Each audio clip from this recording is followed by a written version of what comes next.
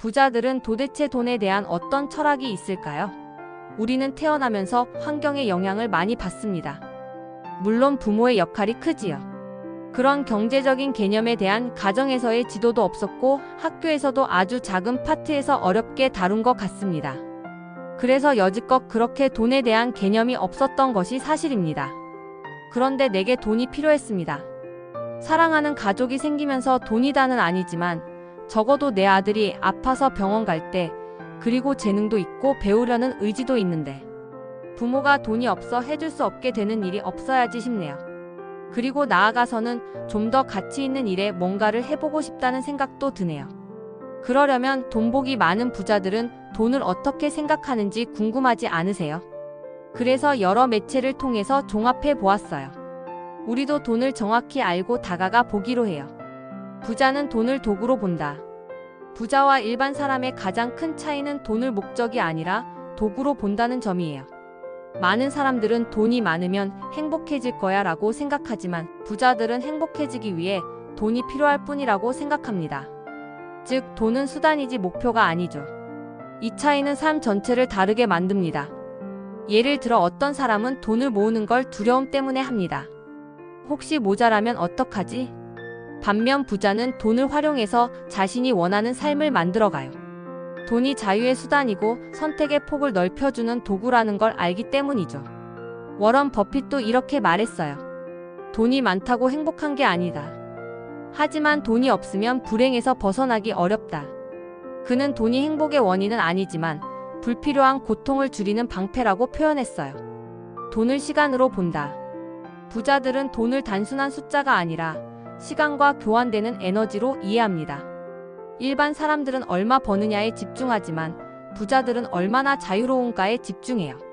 즉, 돈은 시간을 사는 수단이에요. 이 철학을 이해한 사람은 소비를 다르게 합니다.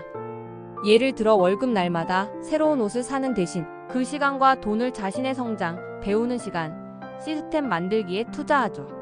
그들에게 중요한 건 지금 당장 얼마나 쓰느냐가 아니라 이 돈이 나에게 시간을 벌어주는가 아니면 빼앗는가예요. 그래서 부자일수록 수입보다 시스템을 만듭니다.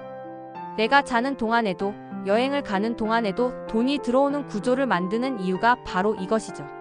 돈을 두려워하지 않는다. 많은 사람들은 돈 이야기를 꺼립니다. 돈 얘기하면 속물 같잖아. 하지만 부자들은 돈을 숭배하지도 회피하지도 않습니다. 그냥 현실로 받아들입니다. 그들에게 돈은 세상과 연결되는 언어예요. 사업을 하려면, 사회에 가치를 제공하려면 그 가치를 측정할 수 있는 게 바로 돈이니까요. 그래서 부자들은 돈을 공부합니다. 경제, 투자, 세금, 복리, 인플레이션, 시스템 구조 등 돈이 어떻게 움직이는지를 이해하려고 노력하죠. 반면 돈을 두려워하는 사람들은 현실을 외면합니다. 돈 얘기는 어려워. 투자는 위험해. 하지만 부자들은 돈의 원리를 배우고 현실 속에서 실험하면서 감각을 키웁니다. 결국 돈을 두려워하지 않고 배우는 존재가 되는 것이 첫걸음이에요. 돈을 에너지의 흐름으로 이해한다. 부자들은 돈을 정적인 것이 아니라 순환하는 에너지로 이해합니다. 돈이란 가치의 교환이에요. 내가 누군가에게 유용한 가치를 제공하면 그 대가로 돈이 돌아옵니다. 즉, 돈은 고마움이 눈에 보이는 형태인 거예요. 그래서 진짜 부자들은 돈을 움켜쥐지 않습니다. 적절한 곳에 흘려보냅니다. 기부, 투자, 교육, 사람. 이건 단순한 도덕적인 얘기가 아니에요. 돈은 순환할 때 더 큰 흐름이 됩니다.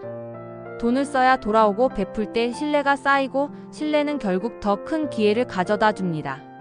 워런 버핏과 빌 게이츠가 막대한 기부를 하는 이유도 선한 영향력뿐만 아니라 그들이 믿는 돈의 순환 원리 때문이에요. 멈춘 돈은 썩고 흐르는 돈은 성장한다는 걸 그들은 잘 압니다. 돈은 결국 사람이다. 돈을 잘 다루는 사람은 관계를 잘 다룹니다. 부자들은 사람을 가장 중요한 자산으로 봐요. 신뢰할 수 있는 사람, 함께 성장할 수 있는 사람, 가치를 교환할 수 있는 사람. 그래서 진짜 부자들은 인맥이 아니라 신뢰의 네트워크를 만듭니다.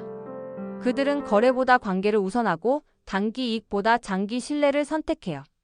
돈은 결국 사람 사이를 흐르는 에너지입니다. 누군가에게 신뢰를 잃으면 돈의 흐름도 막히죠. 이 철학을 아는 사람은 돈을 벌기보다 사람을 얻는 데 집중합니다. 결국 좋은 관계가 기회와 자본을 함께 가져오거든요. 돈을 버는 것보다 지키는 법을 안다.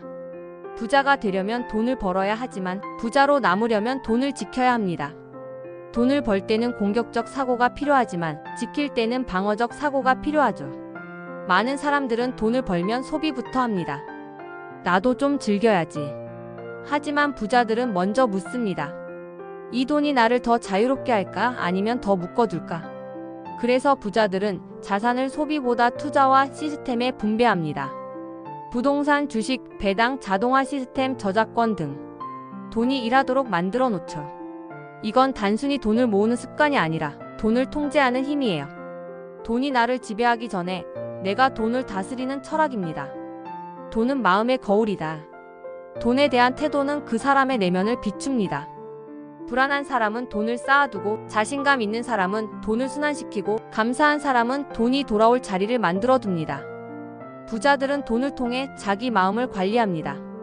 나는 충분하다는 감각을 가진 사람은 돈을 긍정적으로 다루고, 나는 부족하다는 생각에 사로잡히면 끝없는 불안에 시달립니다. 돈을 감정의 거울로 바라보면 자신의 불안, 욕심, 두려움을 더 명확히 볼 수 있어요. 부자들은 이 감정들을 억누르지 않고 인정하고 훈련합니다. 그래서 돈이 흔들려도 마음은 흔들리지 않아요. 돈은 가치의 결과일 뿐이다. 부자들은 돈을 직접 쫓지 않습니다. 대신 가치를 쫓습니다. 사람들에게 필요한 걸 만들어라. 그럼 돈은 따라온다. 이건 모든 자수성가형 부자들의 공통된 철학이에요. 그들은 돈을 목표로 두지 않고 문제를 해결하는 데 초점을 둡니다. 즉, 돈은 결과지 원인이 아니에요. 좋은 제품, 좋은 서비스, 좋은 콘텐츠, 좋은 관계. 이것들이 쌓이면 자연스럽게 돈이 옵니다. 반면 돈만 좇는 사람은 단기적인 이익에만 매달려 결국 신뢰를 잃어요. 진짜 부자들은 가치를 창출하고 그 대가로 돈을 받는 구조를 만듭니다. 부자들의 진짜 철학은 돈이 아니라 삶을 디자인하라. 결국 부자들의 철학은 돈 자체보다 어떻게 살 것인가에 초점이 있습니다. 돈은 삶을 더 자유롭고 풍요롭게 만들기 위한 수단이지 목적이 아니에요. 그들은 돈을 쫓기보다 삶을 설계합니다. 일, 가족, 시간, 건강, 의미, 이 균형 속에서 진짜 부가 태어나죠.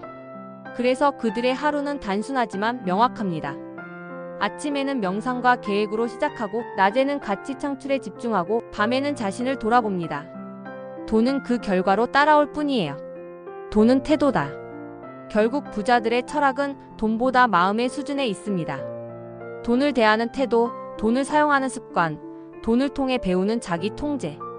돈은 사람을 바꾸지 않아요. 다만 그 사람의 본 모습을 더 크게 드러낼 뿐이에요. 가난할 때는 몰랐던 욕심, 두려움, 나태함이 돈이 생기면 더 선명해집니다. 그래서 진짜 부자들은 돈을 다스리기 전에 자신을 다스립니다.